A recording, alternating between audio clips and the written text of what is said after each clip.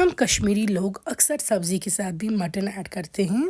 आज हम बनाएंगे हमारे कश्मीर के तरीके का फूल गोभी तमाज़, यानी कि फूल गोभी और मीट। काफ़ी ज़्यादा मज़े का बनता है, आप भी ज़रूर ट्राई कीजिएगा। फूल गोभी को साफ़ करेंगे, आप पानी लेंगे एक पैन में, उसमें हल्दी डालेंगे और फूल गोभी को एक उबाल लाएंगे हल्दी वाले पानी में। इससे ये अच्छे से साफ़ हो जाती है पूरे तरीके से और इसमें थोड़ा सा कलर भी आता है। फ्राई करने के टाइम पे काफ़ी खूबसूरत सा रंग आता है। फिर इसमें एक उबाल ला के आप फूल गोभी को निकालेंगे। हम लेंगे यहाँ पे मस्टर्ड ऑयल पैन में। जब वो गर्म हो जाएगा और स्मोक निकल जाएगी तो हम उसमें फूल गोभी को फ्राई कर देंगे। फूल गोभी हमने हल्दी वाले पानी से निकाल के ड्रेन होने के लिए रख दी थी छानी पे। अब आप फूल गोभी को अच्छे से फ्राई कर देंगे जब तक ना ये ब्राउन हो जाए हर तरफ से। फूल गोभी अक्सर फ्राइंग में ही सॉफ्ट हो जाती है, तो आप इसको केयरफुली फ्राई कीजिएगा, तोड़िएगा नहीं। फ्राई कर जब ये हो जाएगी अच्छे से हर तरफ से ब्राउन, फिर आप इसको निकाल के प्लेट पर रखेंगे। सेम मस्टर्ड ऑयल में ले रही हूँ प्रेशर कुकर में। इसमें मैं एक प्याज डाल रही हूँ तड़के के लिए। प्याज ऐड करने से काफ़ी जो सालन है हमारा वो गाढ़ा हो जाता है। इसमें खड़े मसाले ऐड कर देंगे हम। खड़े मसालों के साथ फ्राई करने के साथ फिर मैं इसमें डाल दूँगी मटन जो मैंने वॉश किया है। मटन को भी हम प्याज के साथ ही फ्राई कर देंगे। जब प्याज थोड़े फ्राई हो जाएंगे, ये देखिए मैं यहाँ पे मटन ऐड कर रही हूँ इसमें मीट, तो ये हमने अच्छे से वॉश करके ऐड कर दिया है। अब आप इन दोनों को खूब फ्राई करेंगे, भुनेंगे जब तक ना प्याज पूरी तरह से डिज़ोल्व हो जाएंगे। तो यहाँ पे मैं नमक थोड़ा ऐड कर रही हूँ, नमक डालने से जल्दी हो जाएगा ये प्रोसेस। तो अब आप इसको अच्छे से फ्राई कर देंगे। यहाँ पे देखिए फ्राई हो चुका है, ये प्याज जो है वो ऑलमोस्ट डिज़ोल्व हो चुके हैं।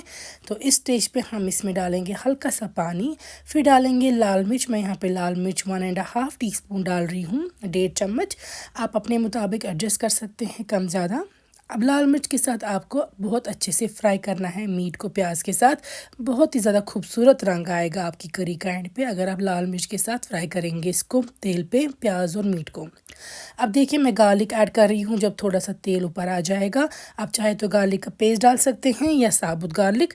अब फिर से फ्राई करना है आपको अच्छे से। तेल ऊपर आने पे फिर से सेम प्रोसेस, हल्का सा पानी डाल देंगे आप और उसके बाद डालेंगे मज़ीद मसाले जो आप घर पे इस्तेमाल करते हैं, जैसे कि हम कश्मीरी इस्तेमाल करते हैं। हल्दी थोड़ी सी, साथ में डालेंगे हम सौंफ का पाउडर 1 चम्मच और डालेंगे हम जिंजर पाउडर या सौंठ का पाउडर बहुत ही कम, 1/3।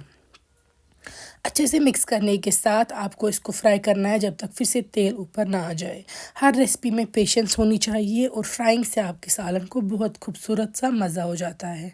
तेल ऊपर आने पे अब आप पानी एडजस्ट करेंगे इसको इतना कि मीट कवर हो जाए।